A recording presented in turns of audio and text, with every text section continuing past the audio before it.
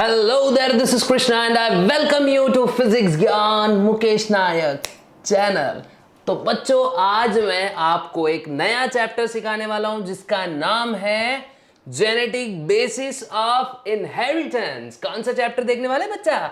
Genetic basis of inheritance. और इस chapter में बच्चा हम लोग को पूरा क्या देखना है, अपने सर के बाल से लेके हमारी खाल तक जो मेन चीज रिस्पॉन्सिबल है उसके बारे में हमको बहुत बहुत अच्छे से पढ़ाई करनी है। ठीक है, जैसे अगर मैं बोलूं कि भाई ऐश्वर्या राय बच्चन की आंखें नीली क्यों हैं, तो ये आंखें जो नीली है उसके पीछे एक कहानी है जिसका नाम होता है डीएनए।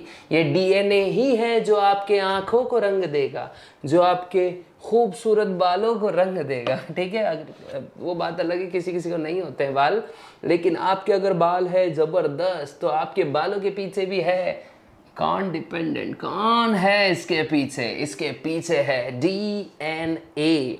अभी जो डीएनए था ये कैसे था, कब इसका मतलब आविष्कार वगैरह कैसे हुआ, ये मॉलिक्यूलर बेसिस ऑफ इनहेरिटेंस में हमको देखना है। लेकिन इसमें हमको सिर्फ ये देखना है कि डीएनए कंट्रोल क्या करता है। कंट्रोल उदय भाई को कंट्रोल नहीं करेगा बच्चा, ये कंट्रोल करेगा हमारे बॉडीली कैरेक्टरिस्टिक को। तो अगर आपको ये चीज देखनी है तो बने रहिएगा।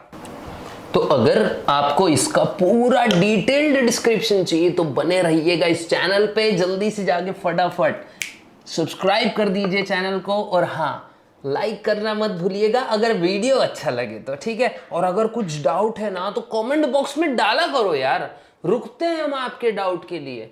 कब आएगा डाउट, कब बनेगी अगली वीडियो, है ना? तो सपोर्ट कर दो थोड़ा सा, आपको भी हम पूरा सपोर्ट देने की कोशिश करेंगे। कोशिश मीन्स 100% ट्राई करेंगे, लेकिन हाँ, इसमें से आप कितना अर्जित करते हो ये नॉलेज को, ये आप पे डिपेंड करता है बच्चा लोग। ठीक है, तो एक बात बहुत अच्छे से ध्यान में रख लीजिएगा, वीडियो को अंत तक जरूर देखें। तो चलिए बिना किसी देरी के शुरू करते हैं। तो सबसे पहली चीज बच्चा, आपको यह बात पता होना चाहिए कि what do you mean by genetics. Okay, what is the actual meaning of genetics, ये आप लोग को पता होना बहुत जरूरी है। तो जेनेटिक्स मतलब क्या होता है बच्चा, अभी हम लोग देखते हैं। एक सेकेंड, आई थिंक सो कुछ गड़बड़ होने के कारण हमने एसएसबी बोर्ड खोला ही नहीं था ताकि मैं आपको कुछ लिखकर भी दे सकूं, है नहीं? हाँ, अब खुल चुका है एसएसबी बोर्ड, आ रहा है आपका हीरो। अरे यार बहुत अच्छे, अब हमारे पास हमारा पेन है। अब इस पेन से हम कुछ भी कर सकते हैं, कुछ भी मीन्स जादू वादू तो नहीं कर सकते लेकिन लिख जरूर सकते हैं। एंड हाँ, कलम is the best sword in the world. याद रखिए, pen is mightier than the sword. ये बात अच्छे से याद रखना बच्चा।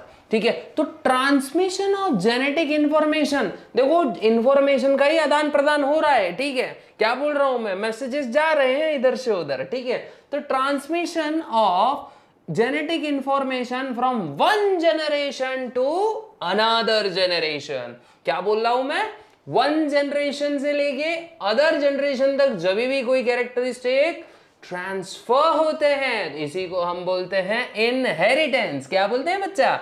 इनहेरिटेंस। और सबसे पहले ना इनहेरिटेंस किसने पोस्टुलेट, मतलब इनहेरिटेंस किसने बताया था? इनहेरिटेंस बताया था हमारे मेंडल बाबा ने। किसने? मेंडल बाबा, Mendel, sir Gregor Johann Mendel. देखो, कोई इंसान मरने के बाद 20 साल के बाद जिसको नोबेल प्राइज मिल रहा हो, उसने ये चीज दी है बच्चों।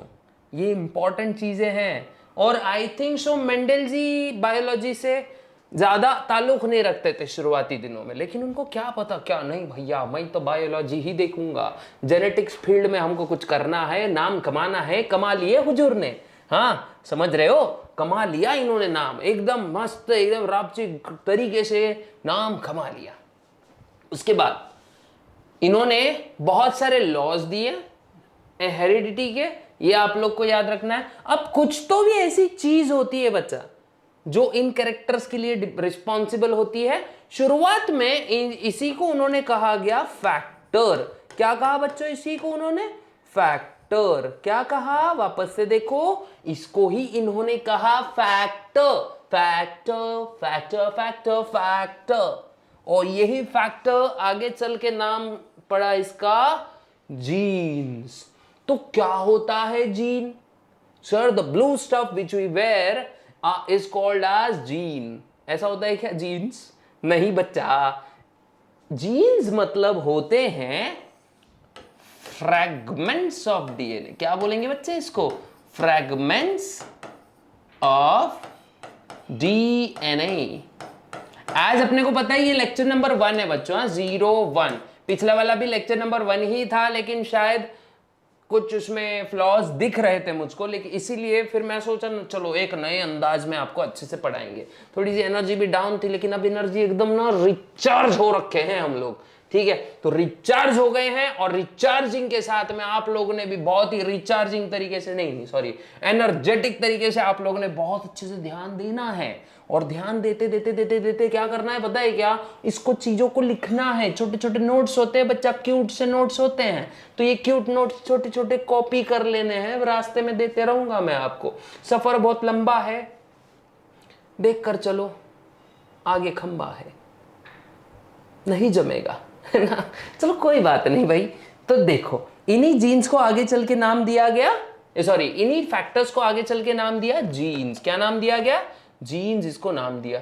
नहीं बहुत ठंड लग रही है भाई, हाँ ठीक है, अब अच्छा हो गया एकदम। कोल्ड है तो ठंड लग रही थी एकदम, है बारिश का सीजन है? अब देखो इसके बाद रीजंस फॉर मेंडल्स सक्सेस। भाई मेंडल बाबा क्यों सक्सेस हो गए? इंपॉर्टेंट चीज थी। मतलब कभी कभी ना लक भी यार बहुत ज्यादा जरूरी है लाइफ में। लोग बोलते हैं कि लक से कुछ नहीं होता, सब मेहनत पे डिपेंड होता है। नो डाउट, अगर 90% मेहनत है तो 10% कहीं ना कहीं लक आएगा। और अगर लक आएगा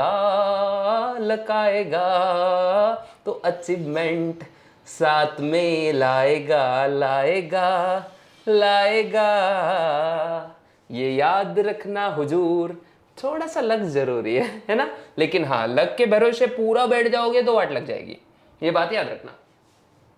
उसके एक्सपेरिमेंट जो थे ना, सबसे पहला इशू उसने, मतलब सबसे पहली चीज, केयरफुली प्लान्ड थे सब। वो क्या करेगा पहले से बहुत अच्छी प्लानिंग लगा के रखी थी उसने। देखो बच्चों, कोई भी जंग ना आपकी स्ट्रेटेजी से जीती जाती है। अगर आप लोग स्ट्रेटेजी के हिसाब से चलोगे तो कहीं ना कहीं आप लोग को बहुत ज्यादा हेल्प हो जाएगी।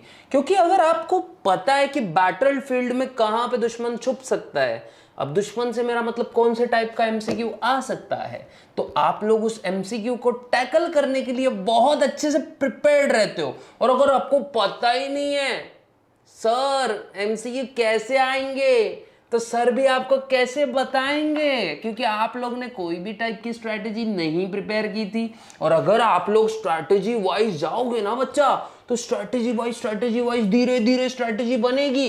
इसको टाइम लगता है, मॉक ड्रिल्स करने पड़ते हैं। हमारी Indian navy, army, air force drills करते हैं साल भर, जब जाके वो प्रिपेयर्ड रहते हैं। नहीं तो भैया हमारा जितना भी पड़ोस है ना, एकदम खतरनाक हुआ है, हमेशा अपने बिल्कुल पीछे लगा रहता है हाथ धोकर।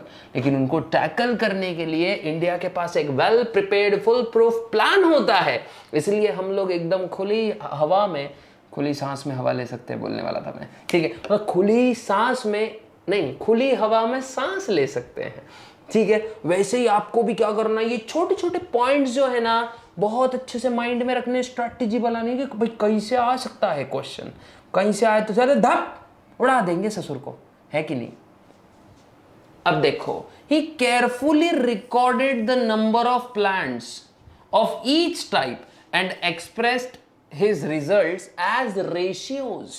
उसने आउटकम्स को क्या किया? रेशियोज में क्लासिफाई कर दिया। आउटकम्स जितने भी थे, भैया एक काम करेंगे, ज्यादा आंकड़ों में नहीं जाएंगे, रेशियो में एक्सप्लेन कर देंगे, हो जाएगा, शॉर्ट में हो जाएगा काम, टेंशन नहीं होगा, ठीक है? उसके बाद पी प्लांट्स, उसने क्या किया, मतलब ऐसे कैरेक्टर्स चूज किए, ही चोज कॉन्ट्रास्टिंग कैरेक्टर जो हमेशा दिखेंगे ही। क्या बोल रहा हूं मैं? जो हमेशा दिखेंगे ही, मतलब विजिबल कैरेक्टर्स पे उसने काम किया ज्यादातर। और ये कैरेक्टर इजीली रिकॉग्नाइजिंग थे, मतलब आराम से ऑब्जर्वेबल थे, इस वजह से इसके एक्सपेरिमेंट्स बहुत हद तक सफल भी हुए। ये आप लोग को याद रखना है। उसके बाद 7 डिफरेंट कैरेक्टर्स उसने चूज किए, जो मैं अभी आपको लिख कर दूंगा, टेंशन मत लो, भाई आया है सब बता के जाएगा, ठीक है। उसके बाद the factors are located on separate chromosome and these factors are transmitted from one generation to another generation. उसने वो कैरेक्टर्स नहीं लिए, देखो लक कितना जबरदस्त था, उस समय कोई क्रोमोसोम वगैरह की मशीन नहीं थी जिससे हम क्रोमोसोम वगैरह देख सकते थे, लेकिन स्टिल उसने अंदाजे लगा लगा के ऐसे कैरेक्टरिस्टिक लकीली चूज कर लिए जिनके जो जीन थे ना अलग अलग क्रोमोसोम पे थे। और उस वजह से क्या हुआ पता है क्या, अलग अलग क्रोमोसोम पे रहने की वजह से उनके मिक्स होने के चांसेस भी कम हो जाते थे, और इस वजह से टेंशन ही उसका चला गया पूरा, ठीक है। अगर एक ही क्रोमोसोम पे रहता तो कोई चीज दिख के आती, कोई चीज नहीं दिख के आती, लेकिन उसने ऐसे कैरेक्टरिस्टिक्स चुन लिए जिनके हर कैरेक्टरिस्टिक के या हर ट्रेट के जीन जो थे वो अलग अलग क्रोमोसोम्स पे थे। ये एक उसने बहुत अच्छा काम किया। He introduce concepts of dominance and recessiveness. उसने ये बताया कि भाई डोमिनेंट किसको बोलेंगे, रेसेसिव किसको बोलेंगे, ये आगे आपको मैं बताने वाला हूं, टेंशन मत लो, ठीक है। तो इसीलिए उसके एक्सपेरिमेंट सक्सेसफुल हो गए। अब उसने जो 7 कॉन्ट्रास्टिंग कैरेक्टर्स लिए थे उसके ऊपर आते हैं बच्चा, ठीक है। तो देखो कॉन्ट्रास्टिंग कैरेक्टर उसने कौन से लिए थे। सबसे पहले यहां लिख देते हैं हम लोग कैरेक्टर्स,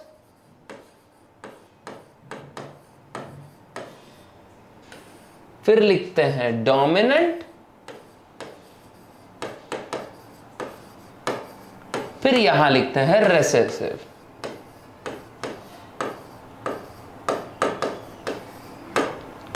डोमिनेंट, रेसेसिव, ठीक है। फर्स्ट कैरेक्टर देख लो बच्चों, फर्स्ट कैरेक्टर मान लेते हैं हाइट ऑफ द प्लांट। अभी आपको कैरेक्टर वगैरह सबकी डेफिनेशन बताऊंगा, टेंशन मत लो। तो डोमिनेंट मतलब क्या होता है, रेसेसिव क्या होता है, ये भी आपको बताऊंगा मैं। तो डोमिनेंट मतलब यार जो खुद को एक्सप्रेस करता है, एज अगर मैं बोलूं डेकिसुकी और नोबिता, ये दोनों में देखो डोमिनेंट कौन है पढ़ाई में, डेगिसुगी। सब लोग डेगिसुगी को जानते हैं भाई, मोस्ट पढ़ाकू बच्चा of the year Dekisugi. Shizuka impress, Nobita Doraemon. Shizuka क्या सोचेगी, वो हमेशा इसमें रह जाता है, मतलब वो सप्रेस हो रहा है, इसका मतलब वो रेसेसिव है। तो ऐसे कैरेक्टर्स जो दिखकर नहीं आते हैं इनको हम बोलते हैं रेसेसिव। तो रेसेसिवनेस में आता है ड्वार्फ, मतलब बौनापन, गिड्डा, है ना, गिड्डा बोलते देखो अपने महाराष्ट्र में इसका, बाटुक, है ना, छोटा, है ना। तो ये होता है ड्वार्फनेस। टॉलनेस जो है ये डोमिनेंट, जो एक्सप्रेस कर सकता है as of Dekisugi, and recessiveness means those characters which are suppressed like that of Nobita, ठीक है। ये आपको बहुत अच्छे से याद रखना है। उसके बाद देखो सेकंड चीज है ना बच्चा, हाइट ऑफ द प्लांट हो गया। फिर देखो भाई कलर या फिर शेप ऑफ सीड, या फिर सीधा लिख देता हूं मैं सीड शेप।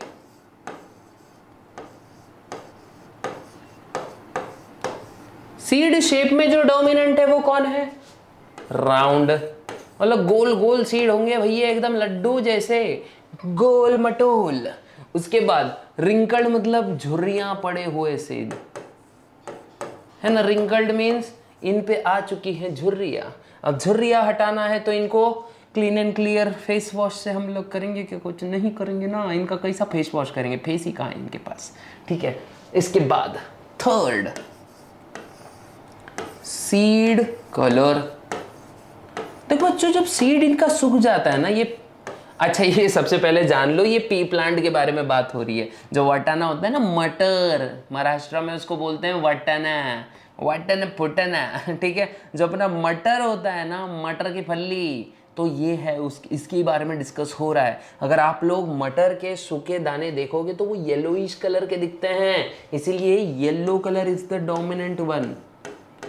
और ड्वार्फनेस में आता है बच्चा ग्रीन।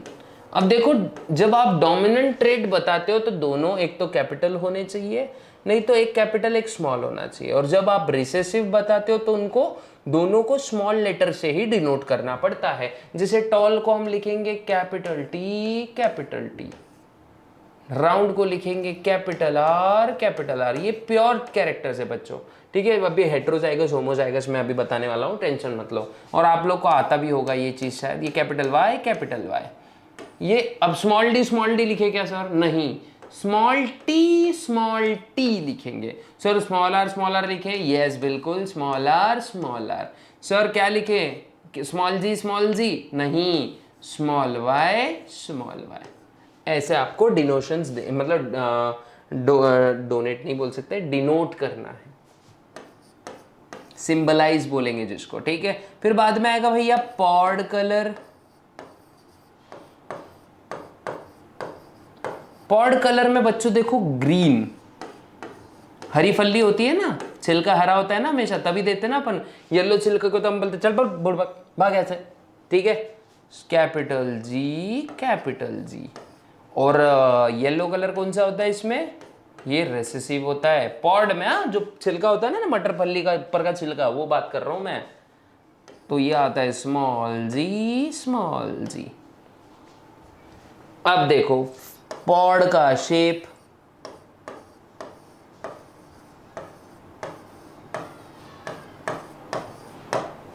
पॉड शेप होता है बच्चों इन्फ्लेटेड। ऐसी फल्ली दिखेगी हो तुमको, एकदम ऐसी सीधी वाली। और कॉन्स्ट्रिक्टेड मतलब ये ऐसे, इसमें नॉचेस होंगे। ये वाली फल्ली हम नहीं लेते, ये वाली ज्यादा अच्छी दिखती है। तो इन्फ्लेटेड कॉन्स्ट्रिक्टेड।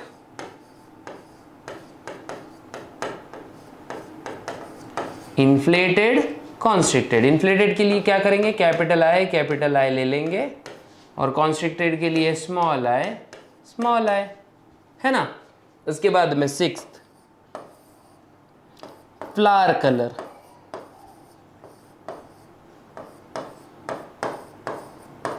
तो देखो इसमें दो थे, पर्पल जिसको हम कैपिटल पी बोलेंगे, और वाइट जिसको हम बोलेंगे स्मॉल पी। ये ऐसा निकाल देंगे ताकि दोनों में मतलब दिखना ना, दोनों अलग अलग है बल्कि। और लास्ट में है बच्चा फ्लावर की पोजीशन।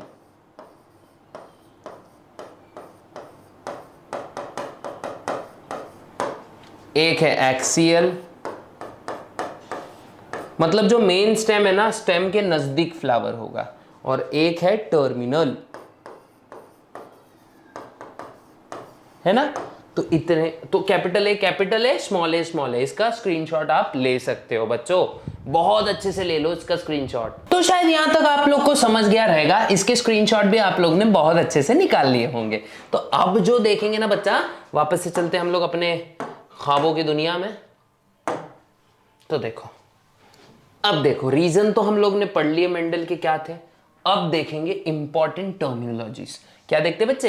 इंपॉर्टेंट टर्मिनोलॉजीज में देखो, सबसे पहले कैरेक्टर, ये स्पेसिफिक फीचर होता है किसी भी ऑर्गेनिज्म का। क्या बोल रहा हूं मैं?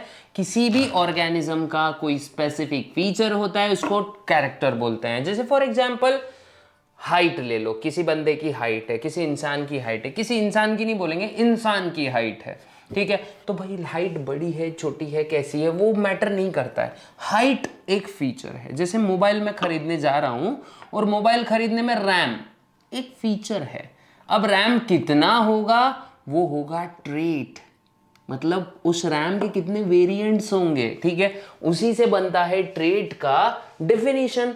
The an inherited character and its detectable variants.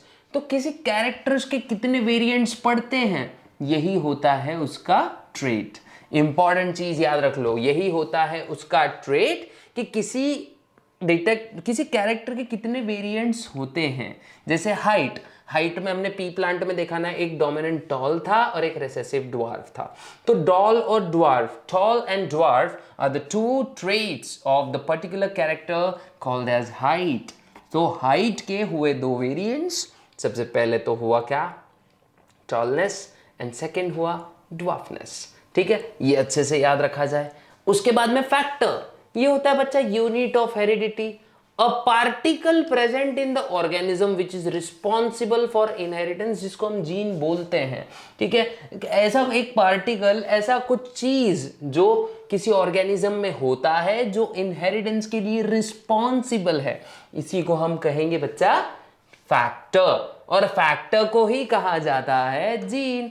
और ये जो जीन होता है ये पार्टिकुलर सेगमेंट होता है डीएनए का। It is a particular segment of DNA which is responsible for inheritance and expression of that particular character. For example, किसी का रंग white है, means fair है, तो वो फेयर स्किन टोन किस लिए है? मेलानिन कम बनाओ, इसके लिए भी एक जीन होता है।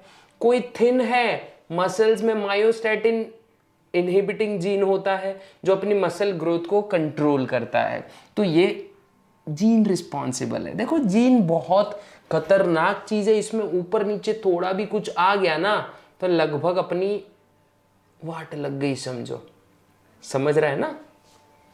उसके बाद अब देखो बच्चों, उसके बाद आता है एलिल्स। क्या आता है? एलिल्स।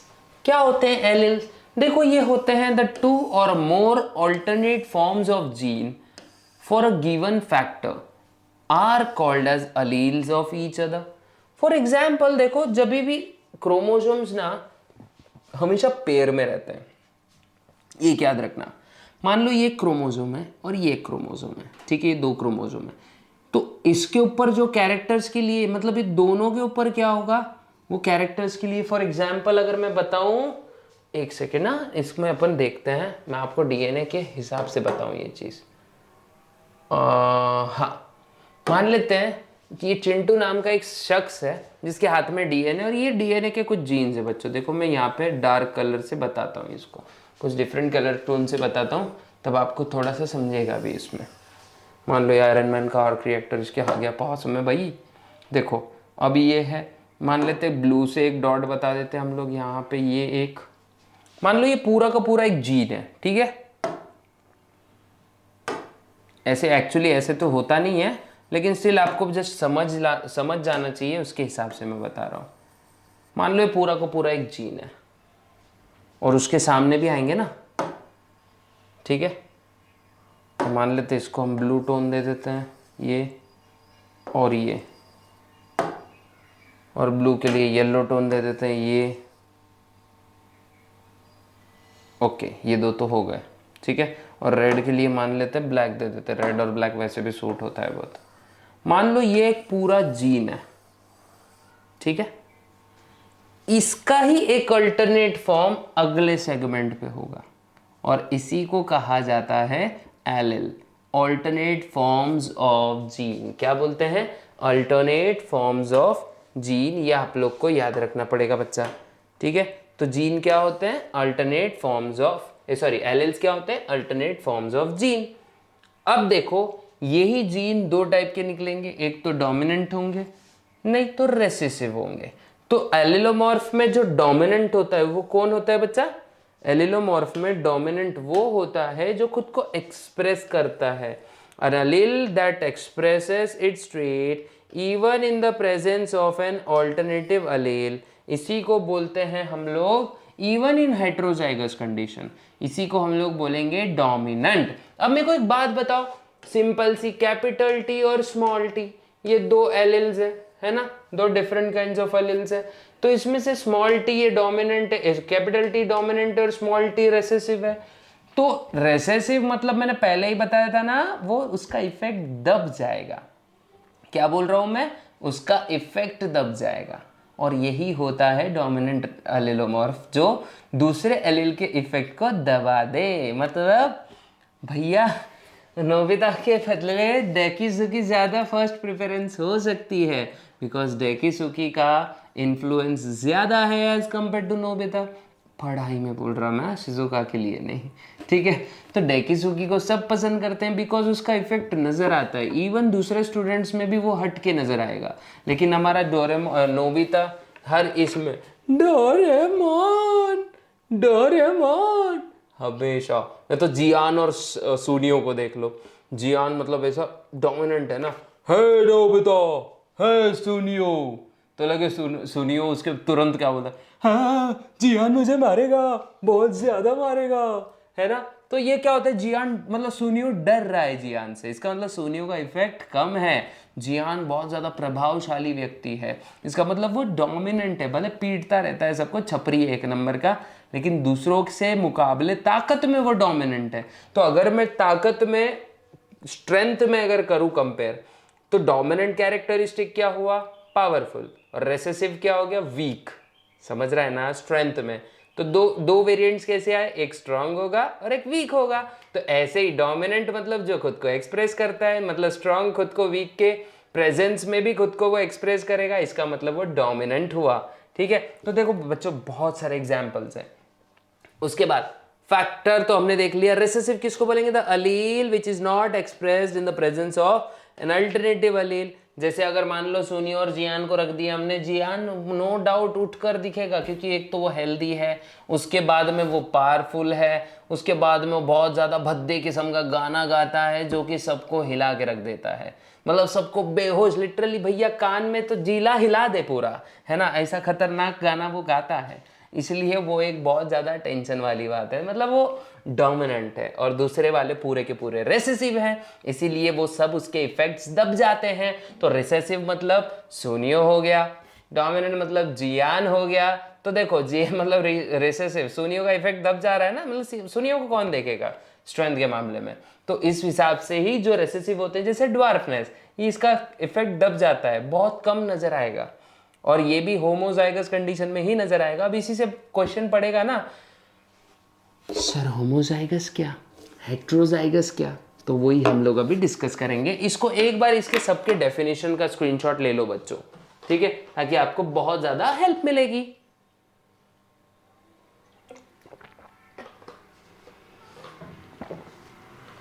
अब बढ़ते हैं थोड़ा आगे की ओर। अब देखो अगला कॉन्सेप्ट है हमारा फेनोटाइप।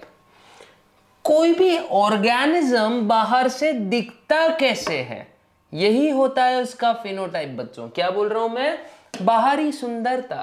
लोग बोलते हैं बाहरी सुंदरता काम की नहीं, लेकिन हम बोलते हैं भैया it is worthy, it worths a lot, क्योंकि बाहर से ही देख के पता चलता है। कभी कभी हम बोलते हैं ना, a book is not judged by just only observing its cover, या फिर ऐसा don't judge books by its cover, लेकिन some books are there which can be judged by their covers. okay, मतलब मेरा मानना है, बाकी लोगों का क्या मानना है I don't know, because हर किसी का थिंकिंग पर्सपेक्टिव हर किसी का डिफरेंट होता है। ठीक है, सो अलग अलग वो बोलते नहीं क्या भाग है, जैसी जिसकी सोच तो वैसे, है ना, जैसी जिसकी सोच, ऐसा बोलेंगे हम लोग, ऐसा कैसे, ऐसे होता है ना, वो तो जैसी जिसकी सोच, है ना। तो जिस हर किसी की सोच डिफरेंट होती है, लेकिन मेरा मानना ऐसा है कि नहीं, बाहरी कैरेक्टर्स भी मैटर करते हैं जितने अंदर के कैरेक्टर्स मैटर करते हैं। तो देखो, external appearance of an organism और individual for any trait is called as phenotype for that trait. ये एक इंपॉर्टेंट चीज है, मतलब किसी ट्रेट के बारे में वो, मतलब किसी ट्रेट को लेकर हम ये ऑब्जर्व कर रहे हैं कि वो ऑर्गेनिज्म बाहर से कैसा दिख रहा है, तो इसी को हम क्या बोलेंगे, phenotype for that particular trait. For example अगर हाइट ले लेते हैं हम लोग, तो वो ऑर्गेनिज्म टॉल है तो टॉल, ड्वार्फ है तो ड्वार्फ, नो डाउट वो हाइब्रिड है या प्योर, लेकिन स्टिल वो टॉल है, तो वो बाहर से टॉल है तो टॉल है, तो इसी को हम बोलेंगे फेनोटाइप। ठीक है, ये बात आप लोग याद रखें। जैसे फॉर एग्जांपल देखो, ये कैपिटल टी हो गया, या फिर स्मॉल टी हो गया, ये दोनों भी बाहर से कैसे दिखते हैं, ये दिखते हैं टॉल। कैसे दिखते हैं बच्चे, ये दिखते हैं टॉल, और ये जो स्मॉल टी ये दिखता है ड्वार्फ। तो भाई बाहर से ये टॉल है या ड्वार्फ है, तो बाहर से ये दिखता कैसे है, उसी को बोलेंगे हम लोग उस कैरेक्टर का या उस ट्रेट का पर्टिकुलरली फेनोटाइप। ठीक है, यहां तक शायद आपको समझ में आ गया होगा। उसके बाद आएगा देखो बच्चों जीनोटाइप। अब भाई जीनोटाइप कैसे, मतलब जीनोटाइप होता क्या है, ये होता है जेनेटिक कॉन्स्टिट्यूशन या फिर जेनेटिक मेकअप। देखो मेकअप शब्द आते ही बहुत सारे लोग एक्टिवेट हो जाते हैं, मीन्स मोस्टली फीमेल्स में ज़्यादा एक्टिवेट होते हैं, लेकिन ये वाला वो मेकअप नहीं है, it's not that type of makeup, it is genetic makeup. मतलब कौन से डीएनए रिस्पॉन्सिबल है उस पर्टिकुलर कैरेक्टर को शो करने के लिए, यही होता है genetic genotype for that particular trait. For example देखो, टॉलनेस के लिए अगर होमोजाइगस टॉल है तो कैपिटल टी ही आएगा, हेट्रोजाइगस टॉल है तो कैपिटल टी स्मॉल टी ही आएगा। तो ये जो अलेल्स के नजरिए से देखा जाए तो पहला वाला तो प्योर टॉल है, दूसरा वाला तो हाइब्रिड टॉल है, तो मतलब इनके जीन्स थोड़े डिफरेंट है। तो जब भी हम लोग जीन को कंसीडर करते हैं, उसके जेनेटिक कॉन्स्टिट्यूशन को मद्देनजर रखते हैं, उसी को हम बोलेंगे जीनोटाइप। क्या कहेंगे बच्चे? जीनोटाइप कहेंगे। ये बात आप लोग बहुत अच्छे से ध्यान में रखना हुजूर, ठीक है? तो शायद आप लोग को जीनोटाइप भी समझ गया। उसके बाद देखते हैं बच्चे होमोजाइगस कंडीशन। ये बच्चों को मतलब थोड़ा सा प्रॉब्लम आता है कि मतलब होमोजाइगस किसको बोलने का। देखो सिंपली जब सेम टाइप के लेटर्स दिखेंगे, मान लो कैपिटल टी हो गया, स्मॉल टी हो गया, मान लो कैपिटल आर हो गया राउंड सीड के लिए, स्मॉल आर हो गया रिंकल्ड सीड के लिए। जब एक जैसे जीन्स या फिर एक जैसे गैमेट्स आपको नजर आते हैं किसी भी टाइप के ट्रेट के लिए, यही होता है उसका होमोजाइगस कंडीशन। यही क्या होती है बच्चा? यही होती है होमोजाइगस कंडीशन। इसके बाद an individual possessing identical alleles, मैंने अभी वजह से बताया ना, एक जैसे एलील्स, एक जैसे हम जैसे सम जैसे सब जैसे, ठीक है? तो यही होता है आइडेंटिकल एलील्स। जब भी आइडेंटिकल एलील्स होंगे तो वो कंडीशन को बोलेंगे होमोजाइगस, और इन्हीं को हम बोलते हैं बच्चा प्योर लाइन। क्या बोलते हैं? Pure line. मराठी में बोले तो गावटी है भैया, गावरान वेराइटी। क्या बोल रहा हूं मैं? गावरान वेराइटी। तो गावरान वेराइटी पर्टिकुलर ट्रेड के लिए उनके जीन, ठीक है? मतलब मान लो टॉलने से भाई सेम लेटर से डिनोट कर देंगे, ठीक है? तो इसी को होमोजाइगस या फिर प्योर बोलेंगे। Homozygous breeds true to the trait are produced only homozygous breed true to the trait and produces only one type of gametes। जैसे फॉर एग्जाम्पल टाल लिख दिया, इसमें टॉल होना चाहिए।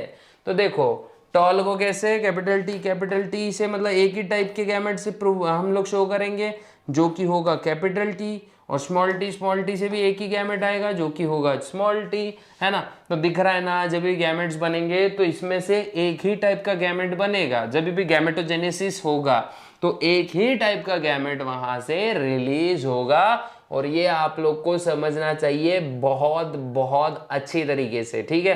तो होमोजाइगस में वन टाइप ऑफ गैमेट निकलेगा, हेटेरोजाइगस में टू टाइप के गैमेट्स निकलेंगे। कितने? टू टाइप्स के गैमेट। सर ये तो चार हो गए ना, तो भाई इसको टू को इसका मिरर इमेज समझ सकते ना बिडू, ये आप लोग को ध्यान में रखना है ना, ठीक है ना? वो बोले तो भाई एकदम जबरदस्त ध्यान में रहेगा, ठीक है? देखते हैं कितना ध्यान में रहेगा। अब शायद आप लोग को समझ गया होगा ये। फिर इसके बाद आएगा बच्चे हेट्रोजाइगस। अगर मान लो कोई इंडिविजुअल है जो कॉन्ट्रास्टिंग अलेल्स कैरी करता है, फॉर एग्जाम्पल देखो capital T small t, capital R small r, capital Y small y. देखो ये डिफरेंट काइंड्स ऑफ अलील्स है ना, अलग अलग अलील्स है। और जब भी गैमेटोजेनेसिस होगा तो इसमें से देखो ये कैपिटल टी स्मॉल टी है, तो दो टाइप के गैमेट्स रिलीज होंगे, एक कैपिटल टी वाला और एक स्मॉल टी वाला। तो इस वजह से क्या होता है, एक नया इंडिविजुअल आने की प्रोबेबिलिटी बहुत ज्यादा बढ़ जाती है। तो इसीलिए इनके पास होते हैं non identical alleles। Heterozygous does not breed true for that trait. It produces two types of gametes, ठीक है? हेट्रोजाइगस इंडिविजुअल्स को ही हम लोग हाइब्रिड्स भी बोल सकते हैं। तो आ गया ना गावरान वेराइटी, हाइब्रिड वेराइटी। तो ये बात अच्छे से याद रख लीजिएगा। उसके बाद हेट्रोजाइगस हो गया। अब देखो बच्चों, अरे चल भाई कहाँ गया? अच्छा कुछ तो हो गया इसको, यहां से हम जाएंगे वापस अंदर की तरफ। हेट्रोजाइगस हो गया।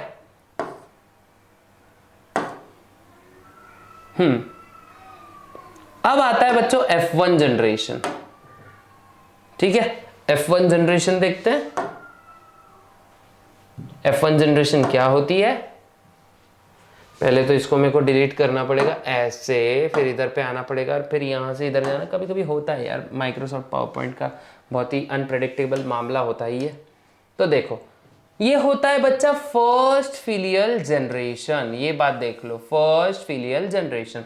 किसी भी पेरेंट में क्रॉस होने के बाद में, क्रॉस मीन्स ब्रीडिंग होने के बाद में, जब नया इंडिविजुअल, जो पहला इंडिविजुअल बनेगा, वो जो पहली जनरेशन होगी, उसी को हम F1 जनरेशन बोलेंगे। और ये हमेशा याद रखना डोमिनेंट ही होगी। F1 जनरेशन हमेशा डोमिनेंट होगी। अभी जब हम मोनोहाइब्रिड डायहाइब्रिड सीखेंगे ना नेक्स्ट लेक्चर में, तब आपको पूरा अच्छे से समझ में आ जाएगा। आज पूरा बेसिक चल रहा है भाई। ठीक है, it consists all offspring produced from a parental cross. Alternatively, it is first generation from a given mating between two pure parents having contrasting characters. तो जब भी प्योर पेरेंट्स को हम क्रॉस करेंगे, फॉर एग्जाम्पल समझ लो कैपिटल टी, मान लो toll को हम क्रॉस कर रहे हैं ड्वार्फ के साथ। देखो एक टाइप का ही गैमेट आएगा कैपिटल टी, इधर से भी एक टाइप का गैमेट आएगा स्मॉल टी, जस्ट अभी कुछ देर पहले तो बोला है। ठीक है, अब दोनों भी क्या होंगे, कंबाइन होंगे, कैपिटल टी स्मॉल टी जैसी एक F1 जनरेशन हाइब्रिड प्रोजेनी बनेगी। कौन सी प्रोजेनी? Hybrid progeny. तो इसका भी आप लोग स्क्रीनशॉट ले सकते हो, आराम से लिख सकते हो, कोई प्रॉब्लम नहीं है। ठीक है, F1 जनरेशन के बाद बच्चे आता है F2 जनरेशन। इसी को हम बोलते हैं सेकेंड फिलियल जनरेशन। क्या बोलते हैं? Second filial generation. और ये कब बनेगी? It is produced when F1 generation of spring is crossed, या फिर सेल्फ क्रॉसिंग होती है। यहां पे क्या होता है? प्रोड्यूस्ड बाय सेल्फिंग या फिर इन ब्रीडिंग F1 जनरेशन। ठीक है, अब इससे जो प्रोजेनी आएगी, progeny produce from a cross between two F1 individuals. अगर फॉर एग्जाम्पल मान लो मैं ऐसे क्रॉस कर रहा हूँ कैपिटल टी स्मॉल टी, इसको मैं क्रॉस कर रहा हूँ कैपिटल टी स्मॉल टी से। देखो बच्चे दो टाइप के गैमेट्स निकलेंगे, बताया था ना हेटेरोजाइगस में दो टाइप के गैमेट्स निकलते हैं, तो कैपिटल टी और स्मॉल टी। इसमें से भी कैपिटल टी और स्मॉल टी।